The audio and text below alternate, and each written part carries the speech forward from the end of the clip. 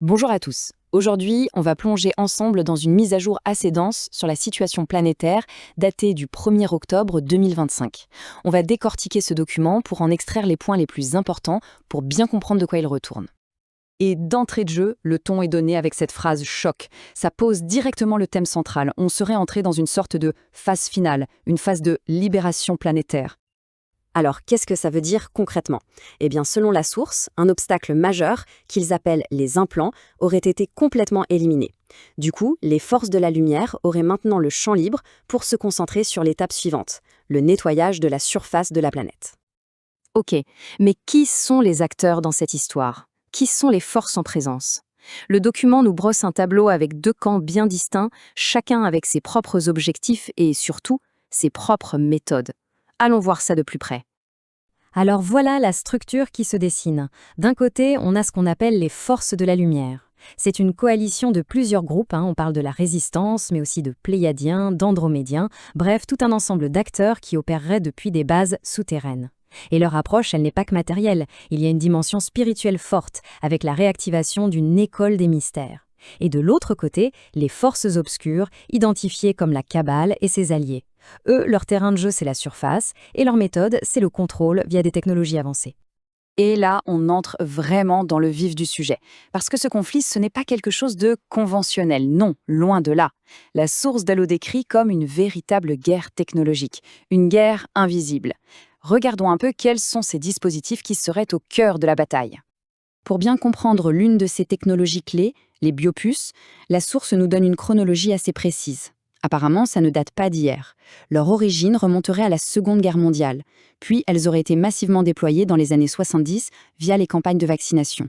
Une version bien plus puissante serait arrivée en 1996, jusqu'à ce que la résistance réussisse à mettre un coup d'arrêt à leur déploiement dans les années 2010. Alors, ces biopuces, c'est quoi exactement ? Pour faire simple, le document les décrit comme des dispositifs physiques implantés dans le corps. Attention à ne pas confondre avec les fameux implants qui, eux, auraient déjà été neutralisés. La fonction de ces biopuces serait double. D'un côté, supprimer la conscience et de l'autre, contrôler les émotions. Et c'est là que ça devient vraiment crucial. On ne parle pas juste de technologie, mais de son impact direct sur l'être humain.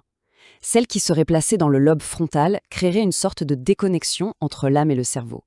Celle sous le nombril servirait à contrôler les émotions. Au final, la source va jusqu'à dire que c'est l'une des raisons principales du sentiment de désespoir qu'on peut observer chez la population en surface. Et comme si ça ne suffisait pas, le document ajoute une autre couche de complexité.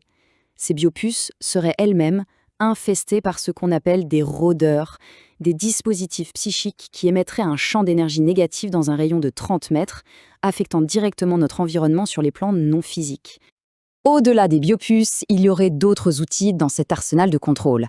On parle de générateurs de réalité qui créeraient une ambiance, une réalité à basse fréquence.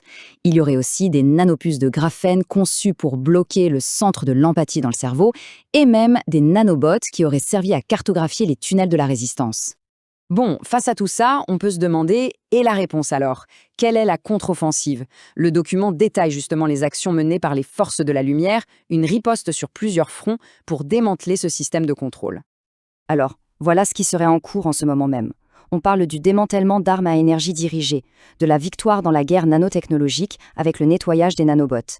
Mais il y a aussi des actions beaucoup plus discrètes, l'extraction de membres de la Kabbale qui seraient remplacés par des clones sans âme pour ne pas éveiller les soupçons. Et enfin, un soutien actif aux groupes alliés en surface, les chapeaux blancs. Mais tout ça, ça suit une stratégie bien précise, un ordre logique. La priorité absolue, c'est le nettoyage métaphysique. En gros, purifier les plans non physiques sur une couche de 30 mètres tout autour de la surface de la Terre. D'après la source, c'est une étape indispensable. C'est seulement une fois que ce nettoyage est fait que l'intervention physique à grande échelle peut vraiment commencer et être efficace. Et maintenant, la grande question, et après? Qu'est-ce qui nous attend? La mise à jour se termine sur une projection vers l'avenir, et elle évoque la phase finale, avec un moment clé qu'elle appelle tout simplement l'événement. Alors là, attention, la source est très claire sur un point, il n'y aura aucune date. Jamais.